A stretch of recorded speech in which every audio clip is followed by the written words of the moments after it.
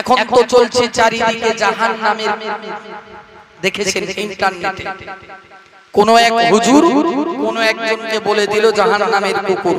তো মনে রাখুন আমিও একজনকে জাহান্নামের কুকুর বলে যাচ্ছি, নিতা নামাইয়া, যিনি বর্তমান ক্ষতি করার জন্য উঠে পড়ে লেগেছে।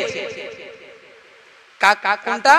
আমাদের প্রথম কিবলা আকসা, আল আকসা মসজিদকে, ওই যে ইসরাইলের কুত্তাটা নিতা নামাইয়া, যাকে আসাদউদ্দিন ওয়াইসি বলেছেন আর আমি আব্দুল গফুর যুক্তিবাদীও বলে যাচ্ছি, ও হলো জাহান্নামের কুকুর।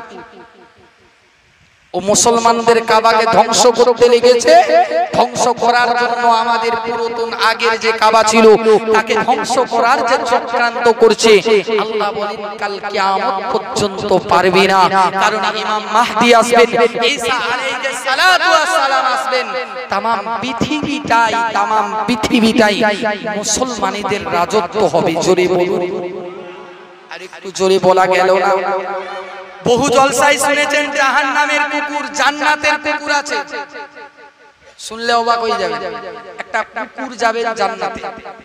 এই ঘটনাটা তাবেঈ বর্ণনা করেছেন। আসহাবে কাফের ঘটনা, আসহাবে কাফের ঘটনা, যেখানে ঘুমন্ত অবস্থায় ছিল কয়েকজন 309 বছর। কত বললাম? 309 বছর ঘুমিয়েছিলেন।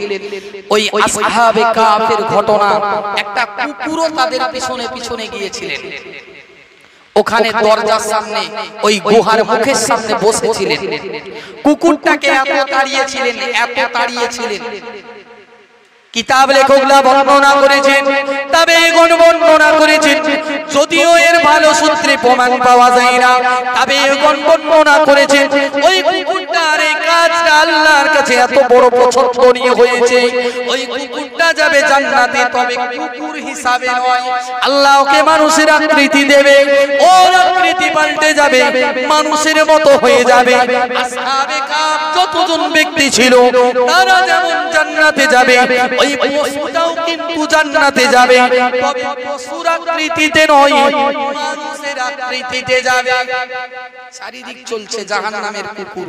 তো বলে গেলাম যিনি বলেছেন তিনি তার দায় বর্তাবে, কিন্তু আমি যাকে বলে গেলাম তিনি হলেন একজন কাফের মুশরিক, যিনি মুসলমানদের দুশমন। আর সবচেয়ে বড় এই জন্য করতে পারছে, মুসলিম যে রাষ্ট্রগুলো রয়েছে তারা ঘুমাচ্ছে, সৌদি আরব, বাংলাদেশ, পাকিস্তান, আরো যত দেশ রয়েছে 52টা, প্রায় 50-52টা মুসলিম দেশ, তারা এখন চোখে চশমা পরে ঘুমাচ্ছে।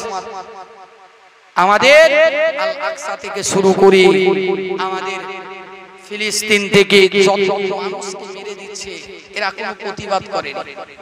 বলে আজ ওদেরকে মারছে, আজ ওদেরকে মারছে, আমরা প্রতিবাদ করিনি। মনে রেখে দেন, মনে রেখে দেন, একদিন আপনারা যারা চুপচাপ দিয়ে বসে আছেন, আপনাদের ঘরে ওই জাহান্নামের কুত্তাটা হামলা করবে, তখন আপনাদের ঘুম ভাঙবে।